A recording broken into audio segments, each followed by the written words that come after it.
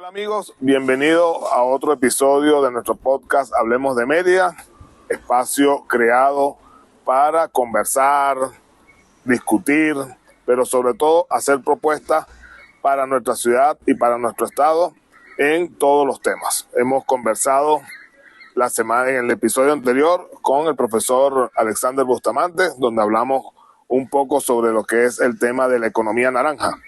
En esta ocasión hablaremos con nuestro amigo Samuel Hurtado, licenciado en Historia y que también es conocedor del tema patrimonial, de las estatuas en nuestra ciudad, y eso está muy relacionado también a la economía naranja, a todo este movimiento que hay de personas que están interesadas y preocupadas por el desarrollo económico de la ciudad y que hacen su aporte desde el sector privado para mantener no solamente una visión turística de nuestro patrimonio, sino también visibilizarlo para que nuestras autoridades presten atención y le presten el mantenimiento necesario que necesita nuestro patrimonio para que sigamos siendo esa referencia nacional. Mérida es quizás, Samuel, una de las ciudades con mayor proyección patrimonial del país. Sí, así incluso algunos dicen que más que Caracas, que tiene mayor inventario patrimonial que la ciudad de Caracas, o por lo menos en la proporción. Sí, en cuanto a la proporción, sí, yo creo que Mérida sí se ubica dentro de las ciudades de Venezuela, después de Caracas, con mayor número de monumentos escultóricos en lo que sería el área urbana de la ciudad. Eso le da a Mérida un potencial turístico y cultural muy importante, a diferencia de otras ciudades de Venezuela. Pero Mérida también tiene la particularidad, por ser una ciudad universitaria, es quizás uno de los espacios más estudiados a nivel tanto académico en las diferentes áreas, es decir, desde la arquitectura, desde la geografía, desde la historia, desde las artes y desde la medicina. Entonces eso le permite a Mérida que cuando alguien quiere conocer sobre la ciudad, indudablemente la mayor fuente de información reposa dentro de lo que serían los productos de investigación que se genera dentro de la Universidad de los Andes. Sí, nosotros nos hemos dado cuenta de eso, porque siempre que hay cualquier proyecto, la universidad tiene al menos un estudio en toda una de las áreas, y eso es importante porque, como tú lo dices, Mérida es la ciudad más estudiada de Venezuela, pero es la ciudad que ha estado más desvinculada sus autoridades con la universidad. Sí, independientemente de quién gobierne, quién sea el alcalde o quién sea el gobernador. Y creo que ese divorcio debe acabarse, porque en la universidad está ese conocimiento que bastante hace falta para el desarrollo de Mérida, no solamente en la ciudad, sino también en el estado. Sí, yo creo que ahí la desvinculación es de ambas partes. No solamente aun cuando los productos de investigación se generan dentro de la universidad, hay una desvinculación entre los gentes del gobierno y las autoridades universitarias. ¿Esto en qué se refleja? En que, si bien hay muchos productos de investigación, muchos de esos productos no se aplican al entorno o a la ciudad.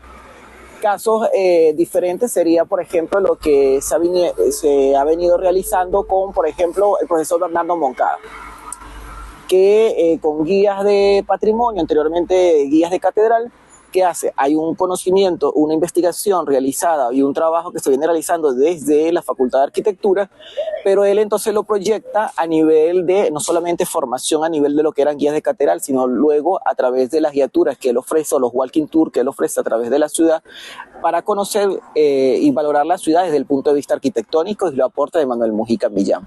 Entonces, sí, yo lo he visto, incluso he conversado bastante con el profesor Moncada, y yo he visto su trabajo, lo sigo en Instagram, y he visto cómo él, a través de su conocimiento que le ha generado los años de estudios, transmite no solamente para la formación de, como tú dices, de los que trabajan en la iglesia, sino también para la visibilización que debe tener el patrimonio mediaño en los turistas, sobre todo en lo que es la arquitectura de Manuel Mujica Millán, que es bastante aporte hizo aquí en la ciudad, y que, por cierto, también hay un distrito cultural, sí, que lleva el nombre de Manuel Mujica Millán, que lo dirige el profesor José Luis Chacón. Exactamente. Con él también vamos a conversar, porque creo que es importante el tema de la economía naranja, el tema de el valor arquitectónico que tiene la ciudad para lograr cohesionar y concatenar todas esas visiones y tengamos en Mérida un desarrollo económico mucho más importante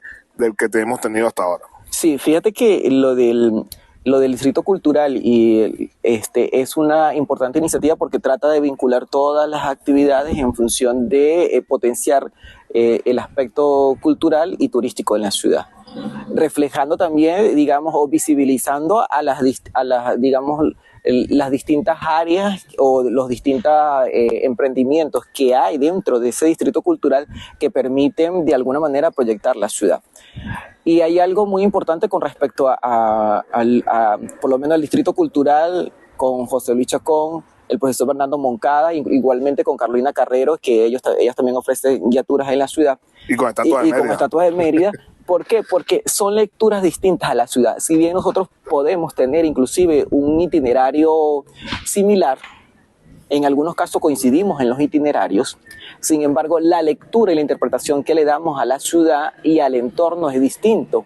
¿Por qué? Porque, por ejemplo, el profesor Bernardo y el profesor Chacón, hay una lectura más hacia la parte arquitectónica.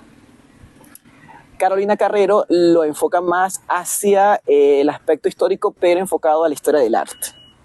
Bueno, el profesor José Luis también enfoca un tema cultural. Exacto, pero la lectura, o sea, la lectura va indudablemente hacia lo arquitectónico. O sea, todos vamos a abordar, y por lo menos Estatua de Mérida aborda la parte arquitectónica, artística, pero nuestro enfoque va más hacia lo histórico, la lectura más hacia lo histórico y enfocado hacia lo que sería el significado el patrimonio patrimonial que tiene la historia de ese monumento. Y el aspecto escultórico. Si nosotros podemos decir, por ejemplo, el centro histórico, que es nosotros lo llamamos desde la plaza, es el perímetro, es el itinerario de la Plaza Bolívar. De la Plaza Bolívar es el itinerario, es el perímetro más corto, si uno se pone a ver, porque es alrededor de la Plaza Bolívar.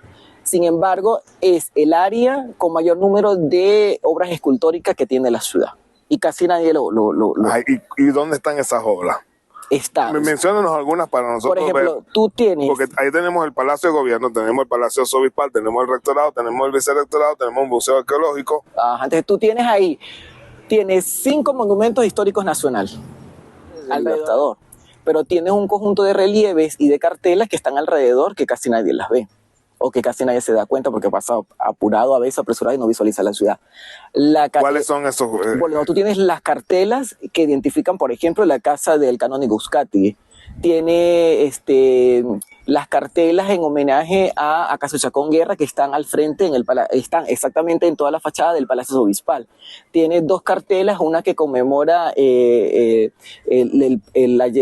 que fue el paso lo que fue la llegada del Papa Juan Pablo II a Mérida cuando estuvo y se hospedó en el Palacio Arzobispal. Tiene una sobre el Vía Crucis, que está también en el Palacio Arzobispal, que es el Vía Crucis que se hizo en el marco de la conmemoración de lo que era el 4º centenario del descubrimiento de América.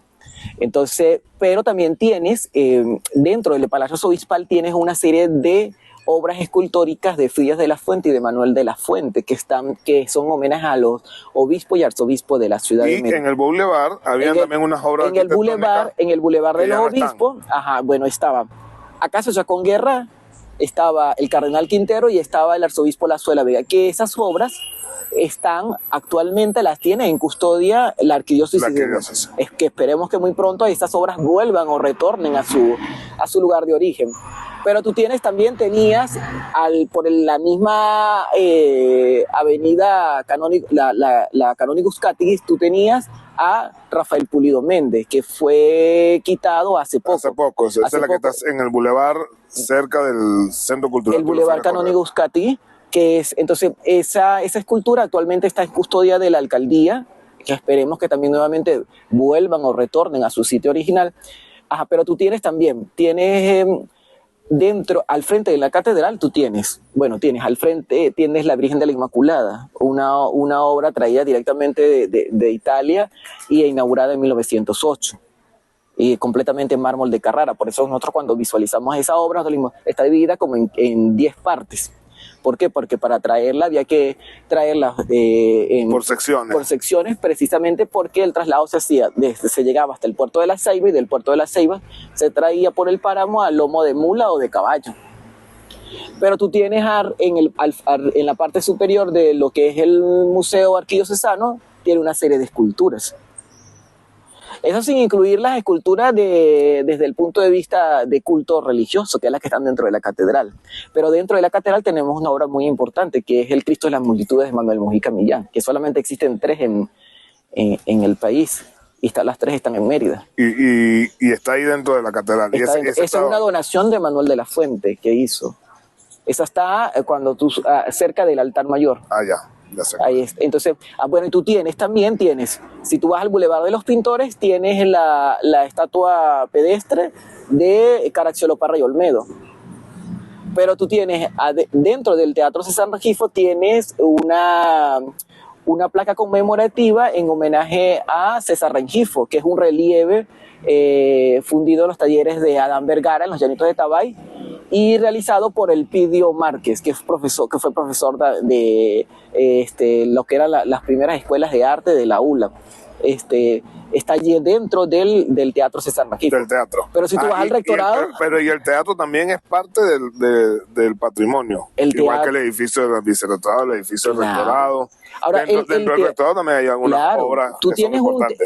Mérida tiene, el teatro es el edificio más antiguo de la universidad. El César Rengifo. El César Rengifo es el edificio más antiguo que tiene la Universidad de los Andes. Interesante, no sabíamos eso. Y tú tienes también un teatro que fue diseñado con una torre para observatorio astronómico, porque la torre que tiene el teatro actualmente no es una torre diseñada con funciones eclesiásticas o religiosas. De campanario.